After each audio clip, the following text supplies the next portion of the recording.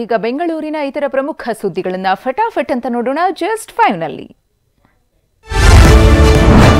ಪಾಲಿಕೆ ವಾರ್ಡ್ಗಳ ಪುನರ್ರಚನೆ ಸಂಬಂಧ ಬಿಬಿಎಂಪಿ ಸುಧಾರಣೆ ಸಮಿತಿ ಇವತ್ತು ನಗರಾಭಿವೃದ್ಧಿ ಸಚಿವ ಹಾಗೂ ಉಪಮುಖ್ಯಮಂತ್ರಿಯೂ ಆಗಿರುವ ಡಿಕೆ ಶಿವಕುಮಾರ್ ಅವರಿಗೆ ವರದಿ ಸಲ್ಲಿಸಿದೆ.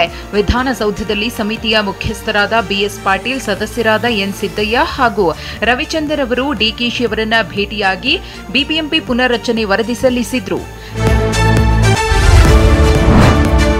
ಆರ್ಟಿಒದಲ್ಲಿ ಆಟೋಗಳಿಗೆ ಪರ್ಮಿಟ್ ನೀಡುವ ವಿಷಯದಲ್ಲಿ ಅಕ್ರಮದ ಆರೋಪ ಸುಳಿದಿದೆ.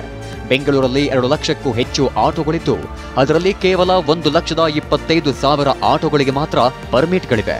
ಸದ್ಯ ಆರ್ಟಿಒ ಅಧಿಕಾರಿಗಳಿಗೆ 30,000 ಆಟೋ ಪರ್ಮಿಟ್ ನೀಡಲು ಅವಕಾಶವಿತ್ತು. ಇದಾಗಲೇ ಡೀಲರ್ಗಳು ಬುಕ್ಕಿಂಗ್ ಮಾಡಿಕೊಂಡಿದ್ದಾರಂತೆ. ಆರ್ಟಿಒದಲ್ಲಿ ಪರ್ಮಿಟ್ ನೀಡಲು ₹500 ದರವಿದ್ದು ಅದೇ ಪರ್ಮಿಟ್ಗಳನ್ನು ಬ್ಲಾಕ್ನಲ್ಲಿ 15ರಿಂದ 20,000ಕ್ಕೆ ಅಕ್ರಮವಾಗಿ ಮಾರುತ್ತಿದ್ದಾರೆಂದು ಚಾಲಕರು ಆಕ್ರೋಶ ಹೊರಹಾಕಿದ್ದಾರೆ. ಸುಮಾರು ಏನಿಲ್ಲ ಅಂದ್ರು ಇಲ್ಲಿ ಪರ್ಮಿಟ್ ಸೆಕ್ಷನ್ಗಳಲ್ಲಿ 2,000 3,000 ರೂಪಾಯಿ ಸಿಗುವಂತ ಪರ್ಮಿಟ್ಗಳನ್ನ ಹೊರಗಡೆ 15ರಿಂದ 20,000 ರೂಪಾಯಿಗೆ ದಲ್ಲಾಳಿಗಳಿಗೆ ಮಾರ್ಕೊಂಡು ಅವ್ರುಗಳು ಆಟೋ ಚಾಲಕರುಗಳಿಂದ 30,000 40,000 ರೂಪಾಯಿಗೆ ಒಂದು ಪರ್ಮಿಟ್ಗಳಿಗೆ ಇಲ್ಲಿ ಹಣ ಪಡಿತಾ ಇರೋ ಅಂಥದ್ದು ನಡೀತಾನೆ ಬರ್ತಾ ಇದೆ.